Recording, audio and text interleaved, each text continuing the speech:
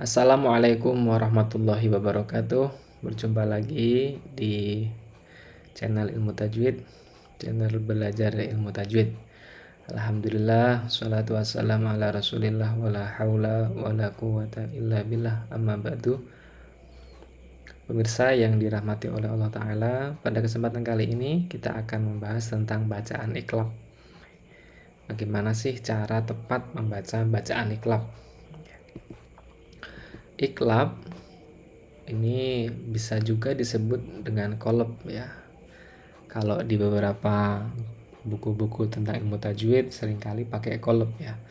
Tapi di Indonesia seringkali pakai istilah iqlab ya, bukan qolab.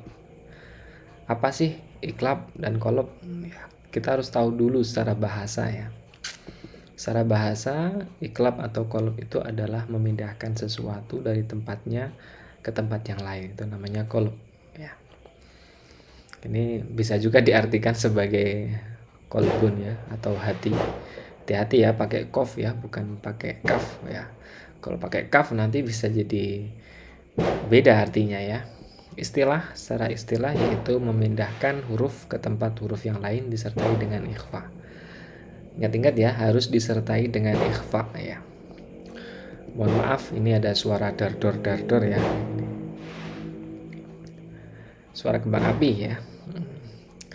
Jadi kalau ini dalam segi bahasa dan istilah ya, tapi dalam segi ilmu tajwid secara lebih praktisnya itu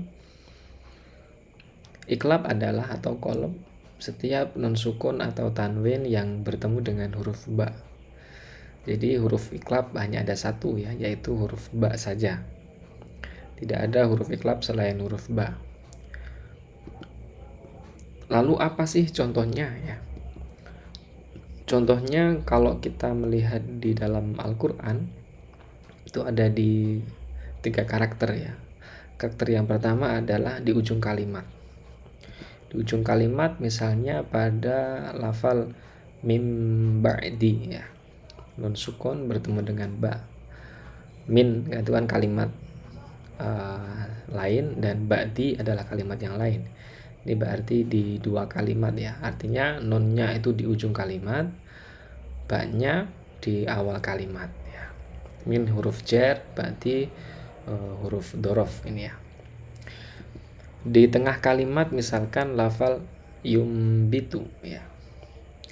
Sedangkan yang terakhir itu tanwin ya.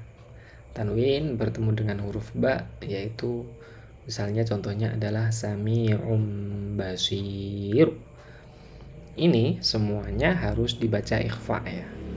Saya ulangi ya, ini terkait tadi yang pertama tadi, definisi secara istilah adalah memindahkan huruf ke tempat huruf yang lain disertai ikhfa. Berarti non sukun, huruf non sukun itu dipindahkan kepada huruf ba ya.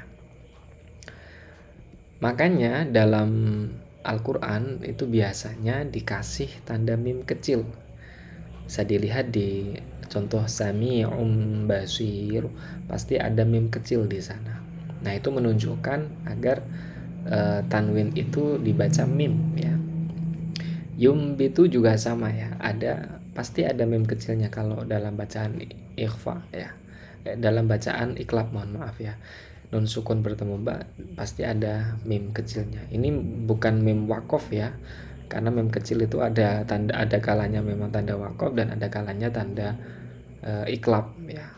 Kalau di atas ayat di atas kalimat biasanya wakof ya, tanda wakof. Tapi kalau di antara kalimat atau persis di atas huruf itu biasanya menunjukkan arti iqlab ya. Mim ba'di juga sama ya, mim ba'di.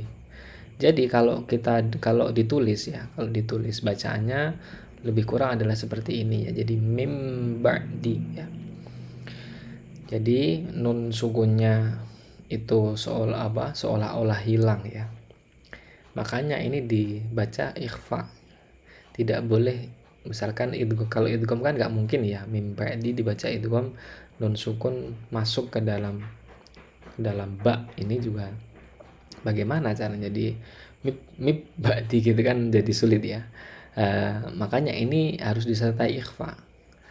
Makanya di dalam bacaan iklab itu menyimpan bacaan ikhfa sebenarnya, yaitu mim sukun bertemu dengan ba.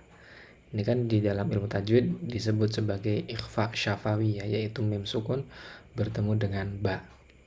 Jadi bacanya dengan ikhfa, mim ba'di ya. Sama dengan yumbitu. Ini kalau ditulis menjadi yumbitu ya. Mim sukun ikhfa kepada ba, yumbitu. Ini kalau ditulis ya, kalau ditulis cara bacanya ya. Kalau tulisannya ya tetap nggak ada mimnya ya, tapi kalau baca secara tulisan yumbitu ada mim sukunnya. Sama dengan sami'um basir ya. Sami'um basir. Jadi lafal sami'um basir itu memang bacaan iklab, tapi menyimpan bacaan ikhfa. Sebab nun sukun itu dipindahkan kepada ba. Lah memindahkan ini nggak mungkin bisa dibaca kecuali dengan mengira-ngira huruf mim yang ada di lafal sami'un. Jadi bacanya sami'um basir. Nah, ini sekian ya untuk bacaan iklab. Semoga ini bermanfaat. Ini ada kutipan ya dari Ibnu Athaillah As-Sakandari. Pemberian dari manusia adalah keterhalangan, sedangkan penundaan dari Allah adalah sebuah anugerah dan karunia. Jadi kalau diberi manusia itu bisa jadi kita lupa diri ya, lupa dengan Allah Ta'ala. Tapi kalau kita berdoa kepada Allah Ta'ala kemudian ditunda permintaan kita, barangkali itu seringkali itu sebuah anugerah dan karunia. Hanya saja kita belum tahu di mana letak karunia dan anugerah tersebut. Ini dari Syekh Ibnu Athaillah As-Sakandari dalam kitabnya berjudul Hikam. Semoga ini bermanfaat.